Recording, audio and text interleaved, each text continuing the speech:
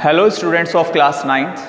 I hope so that you all are fine and safe at your home and properly, positively you are doing your work of mathematics at your home. As you all know that my dear students, in my last lecture, already I have explained various type of angles which is related to coming exercise 6.2 of these chapters. Now today we are going to start the exercise 6.2. In this exercise there are 6 questions. Question number 1 of this exercise 6.2. Of question number 1 I am going to explain. Before that, my dear students, you will study the theorem 6.2, 6.3, 6.4, 6.5 and 6.6 at your home. Theorem 6.2 is that if a transversal intersect two parallel lines, अगर एक transversal दो parallel line को intersect करता है, then each pair of alternate interior angles is equal. Already I have explained regarding interior angles. अगर दो line parallel हैं तो इंटीरियर एंगल्स क्या होते हैं? इक्वल होते हैं. Theorem 6.3, if a transversal intersect two lines such that pair of alternate interior angles is equal, then two lines are parallel. अगर दो लाइंस के अल्टरनेट इंटीरियर एंगल इक्वल होते हैं तो लाइंस क्या होती हैं? पैरेलल होती हैं. Theorem 6.4, if a transversal intersect two parallel line, then each pair of interior angle on the same side of a transversal is supplementary. अगर दो लाइंस पैरेलल होती हैं तो interior angle on the same side जो angles होते हैं उनका सम क्या होता है? सप्लीमेंट्री, दैट इज 180 डिग्री होता है. Next theorem 6.5, if a transversal intersect two line such that the pair of interior angle on the same side of a transversal is supplementary, then two lines are equal. Means if in a two lines are not parallel but the sum of interior angle on the same side is supplementary, that is 180, then we can say that lines are parallel. क्या कह सकते हैं हम? lines क्या हैं? parallel हैं. theorem 6.6, lines which are parallel to the same line are parallel to each other. What is the means? Suppose line L is parallel to line M.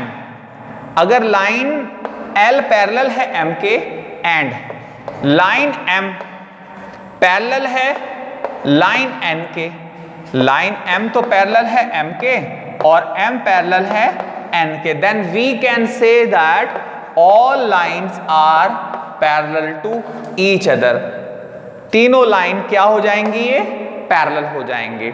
This is the statement of theorem 6.6. Now we are going to start the exercise 6.2.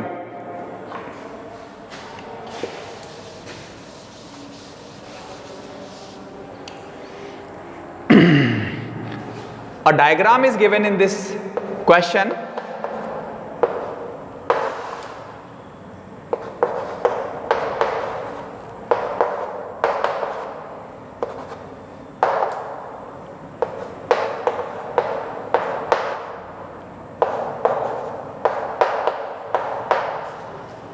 In given figure, find the value of x and y. हमें calculate करनी है x और y की value.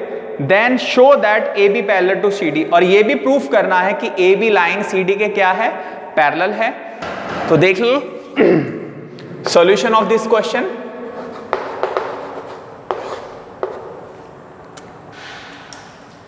Students, here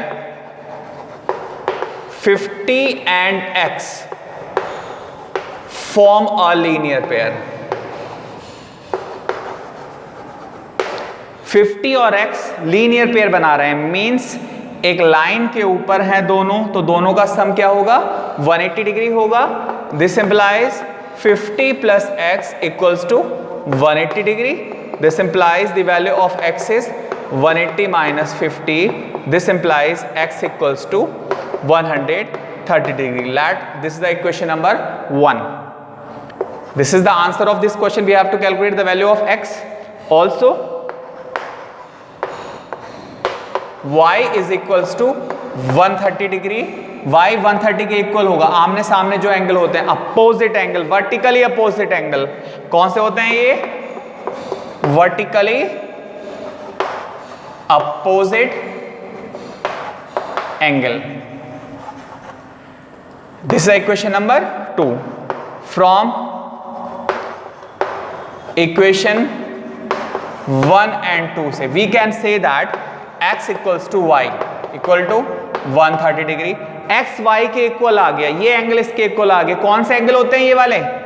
alternate interior angles. एक theorem हमने बताई थी कि अगर दो लाइंस के अल्टरनेट इंटीरियर एंगल्स इक्वल होते हैं तब क्या होता है? लाइंस पैरेलल होती हैं।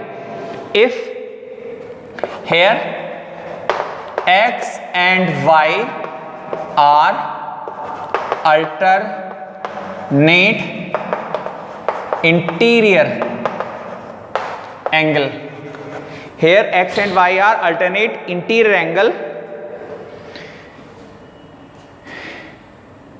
and x equals to y, then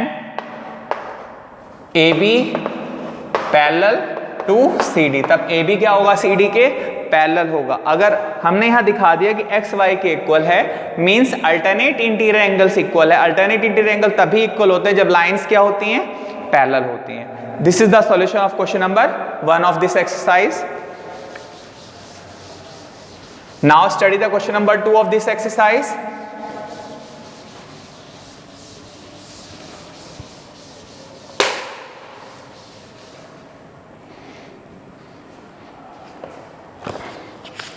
The question number 2 is, if AB parallel CD and CD parallel EF in the given diagram and Y ratio Z equal to 3:7, we have to find the value of X. Diagram is given in this question.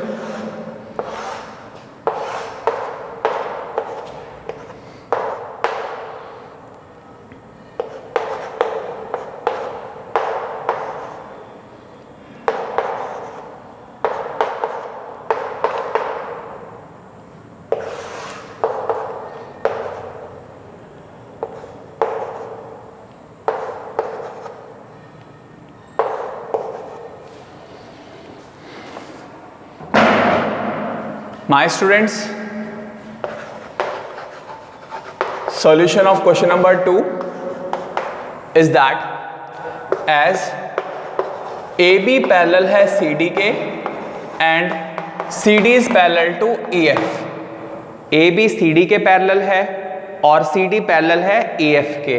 This implies AB is parallel to CD is parallel to EF। कह सकते हैं हम तीनों line आपस में क्या हैं? Parallel हैं। Let the name of this angle B 1। हमने लेट कर लिया, ये एंगल का नाम क्या है? 1 है। एज CD पैरेलल है EF के, this implies angle 1 equals to Z, alternate interior angle. कौन सा एंगल है ये? अल्टरनेट इंटीरियर एंगल्स हैं। Also as Y ratio Z, it is given that 3:7। Sum of ratio calculate कर लीजिए। सम ऑफ रेशियो 3 + 7 क्या आ जाएगा? 10। सम ऑफ रेशियो क्या आ गया? 10 आ गया है। ऑल्सो AB पैरेलल है CD के, so X + Y is equals to क्या होगा? 180 डिग्री होगा। Co-interior angle,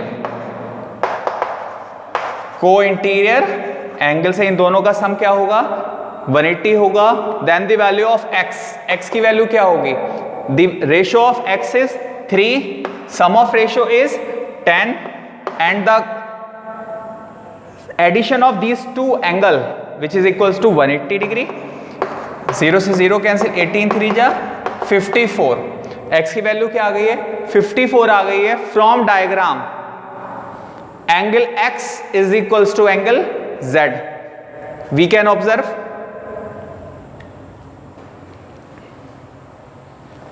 y ratio z 3:7 है। सम ऑफ रेशियो कैलकुलेट किया 3 + 10 A B parallel C D है,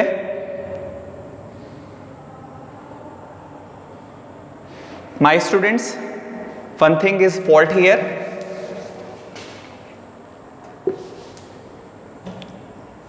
firstly we are not having the relation between y and z.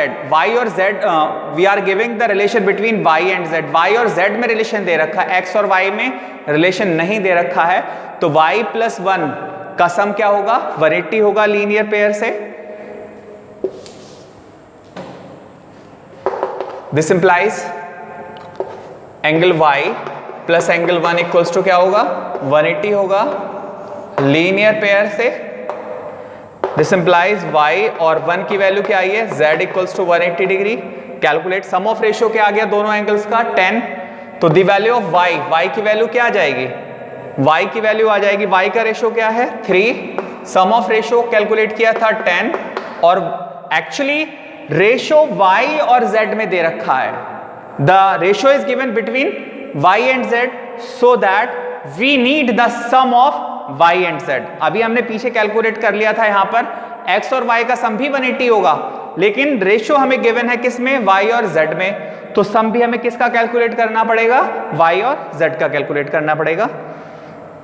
Into 180, 0 से 0 cancel, 18 3 जा 54. y की value क्या आ गई है? 54 आ गई है.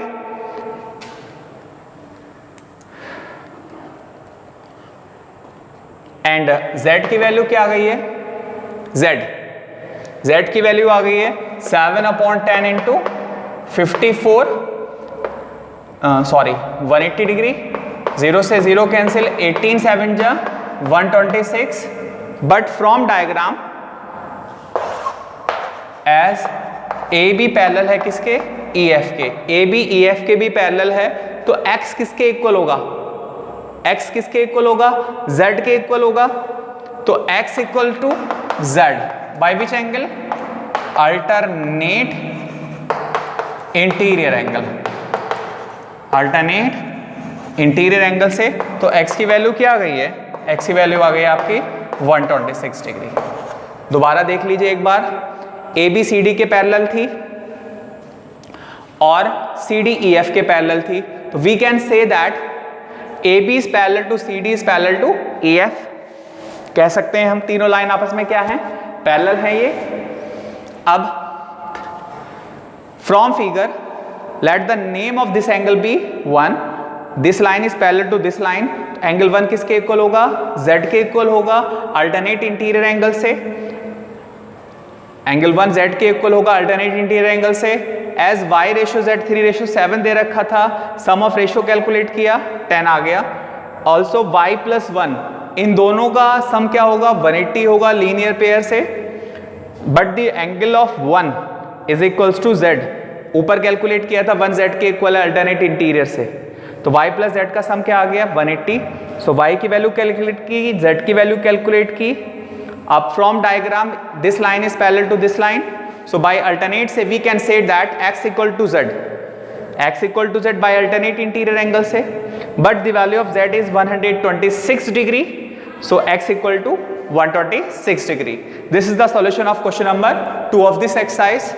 Now question number 3. Study the question number 3 of this exercise.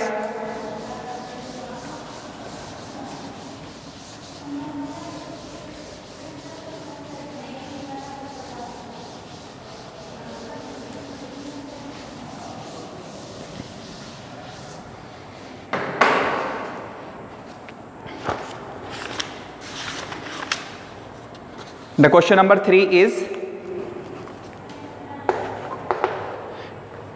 a diagram is given. AB is parallel to CD. A line AB which is parallel to line CD, ये line इसके parallel है. And EF is perpendicular to CD. EF CD पर perpendicular है. And angle GED 126 degree है. The name of this point is G. GED इस angle की value 126 degree given है और फाइंड करना है. To find what we have to find?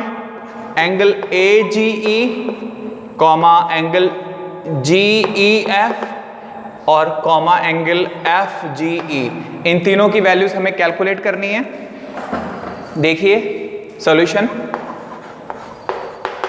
As AB is parallel to CD, AB CD के parallel है और GE क्या है, एक ट्रांसवर्सल लाइन है, तो ये एंगल इस एंगल के इक्वल हो जाएगा अल्टरनेट इंटीरियर एंगल से। This implies angle AGE is equal to angle GED by alternate interior angle से। This implies angle AGE is equals to the value of GED 126 degree. Now AGE की value निकल गई है 126 degree. Also EF perpendicular है CD पर, this implies angle FED कितना होगा, 90 degree होगा। जब ये परपेंडिकुलर है CD पर तो ये एंगल कितना होगा, 90 degree. So that angle GEF, इस एंगल की वैल्यू क्या होगी, if we subtract angle FED, ये एंगल माइनस कर दिया जाए इस पूरे एंगल में से, तो व्हाट इज लेफ्ट, ये वाला एंगल बच जाएगा। इस पूरे एंगल में से अगर इस एंगल को माइनस कर दिया जाए तो एंगल क्या आ जाएगा, GEF। तो we can say that GEF equal to angle GED minus angle FED, that is 126 minus 90, तो वैल्यू क्या आ गई है, 36 डिग्री आ गई है एंगल की। और एक कैलकुलेट करना है हमें angle FGE, as we all know that here the value of angle AGE, इस एंगल की वैल्यू कैलकुलेट की थी हमने 126 degree, and this is a line, so that these two angle form a linear pair। दोनों angle क्या बना रहे हैं, ये लीनियर पेयर बना रहे हैं। as AB is a line, so angle AGE plus angle FGE is equals to 180 degree by linear pair property से। The value of AGE 126 degree already we have calculated, plus FGE calculate करना है equals to 180 degree. Shift कर दीजिए 126 को right side, तो angle FGE क्या आ जाएगा, 180 माइनस के 126, finally angle FGE is equals to 54 degree। Now these are the three answer of this question। Angle AGE calculate करना था 126, GEF कैलकुलेट करना था और AGE कैलकुलेट करना था। Students, up to question number 3 of this exercise you will complete in your fair notebook and you will revise also। Up to that, thank you, have a good day।